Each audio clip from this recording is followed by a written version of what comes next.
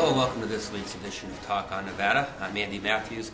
The national unemployment rate continues to skyrocket, recently crossing the psychological barrier of 10%. 10.2% is now the national unemployment rate. How did we get here? What does it mean? And where are we going next? That's the subject of this week's program. And here to discuss it all is Geoff Lawrence, a fiscal policy analyst with the Nevada Policy Research Institute. Jeff, welcome. Thanks, Andy. Good to be here.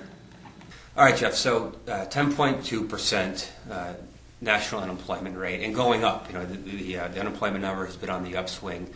Put that in perspective for us. How bad is a 10.2% national unemployment rate? Well, 10.2% unemployment rate is kind of a historic number. Anytime you get into double-digit unemployment, you know, that it sends up panic signals right away, you know. In fact, this is the first time in 26 years that we've that we've achieved double-digit unemployment. I guess it's an early achievement. You say quite an achievement there. Right? Yeah, I think 1983 was the last time there was double-digit unemployment. It was coming out of stagflation in the 1970s. So, you know, this is pretty historic. And in fact, if unemployment were still calculated the same way as it was in the 1930s, it would be much higher because at that time they still counted what are today called discouraged workers in the denominator, and these are workers who are completely discouraged from they're not even applying to jobs anymore because they don't see any possibility of being hired. And now we take those people out of the equation, so it makes the unemployment number look even lower than it otherwise would be. How did this happen? I mean, how did we get to a point where, you know, today in 2009, we're looking at double-digit unemployment when only, you know, a few short years ago the economy was booming? What happened? Well, there are a lot of things that kind of colluded together to produce this recession, Andy. You know, business cycles are generally brought about by kind of a speculative boom followed by a panic and then a crash.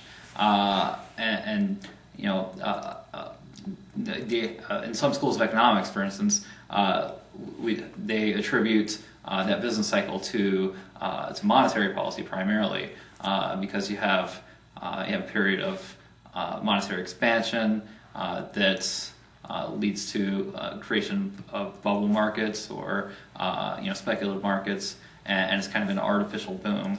At the same time, that is what happened in housing over the past several years. But at the same time, the government was also pursuing policies that would encourage the home ownership through by guaranteeing loans through Fannie Mae, Freddie Mac, for instance.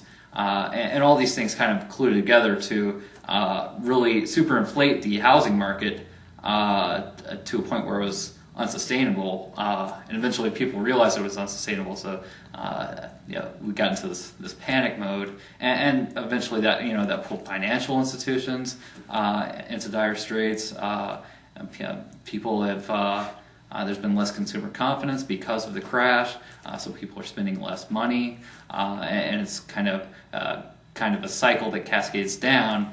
As people spend less money, there's less demand for labor, so you have higher unemployment. It just sort of becomes this terrible cycle that, one thing kind of sort of opens Pandora's box and kind of leads to all these other terrible things that just create this. Yeah, and it kind of cascades when as economic growth goes down, government tax revenues tend to go down too.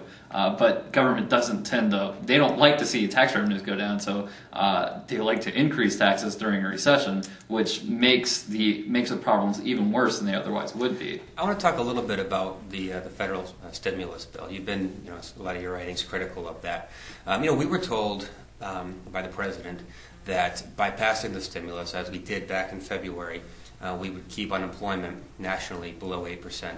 And without it, we ran the risk of seeing unemployment get as high as 9%. Well, we passed it, and here we are at 10.2. Why hasn't the stimulus been effective?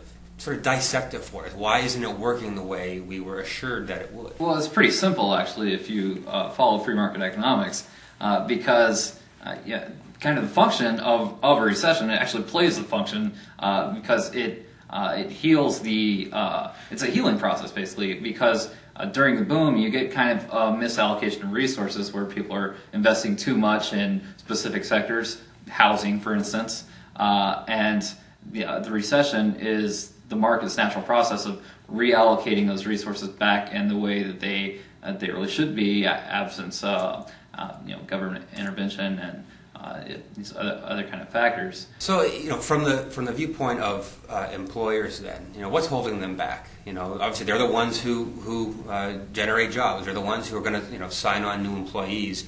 Obviously, right now they're reluctant to do so. What do you think's fueling that reluctance on their part? Oh yeah, well, part of the problem is that with both the TARP bailout package and stimulus package, what that does is it's prevented these inefficient firms from going out of business and liquidating their assets and putting them back out in the market where other entrepreneurs could pick them up and do something innovative, create new jobs with them. That's how you come out of recession. But what the stimulus and the TARP package has done is it's locked those resources up. So now they're continually being used in a less efficient manner. And so as a result of that, there hasn't been a recovery, or it's just kind of staying in stagnant growth. And that's because resources being blocked up. There's in these large industries that are favored by government, and it's penalizing small business owners, for instance.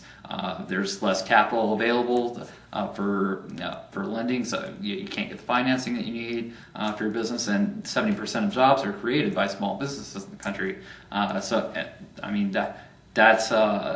both the TARP package and the stimulus package are impeding economic recovery and job growth. I want to sort of ask you the question that a lot of people who do what you do get asked, and that's is this rock bottom? Or if it isn't, where is rock bottom? And where are we heading?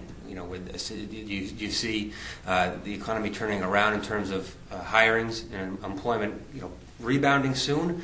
Are things going to get worse? I know it's sort of tough to know, but based on what our government is doing and the policies that we're seeing enacted, what do you see in the next several months? Well, based on the trajectory the government has gone now with the policy responses, it's not a very optimistic viewpoint. Unemployment is at 10.2% now. It's still rising. Looks like it's going to continue to rise for the foreseeable future because as I said, resources are being locked up in inefficient uses, and if we're going to see a recovery, it needs to be driven by market forces, which is being prevented right now. I guess that means we'll be having you back on again soon to talk about unemployment, at least once or twice more, I guess. Jeff, thanks very much for joining us. No problem, Andy. And of course, as always, we want to thank all of you for tuning in this week. Please join us on the web at npri.org for more information on this subject and other private solutions, public challenges facing our Silver State. Thank you. We'll see you next time.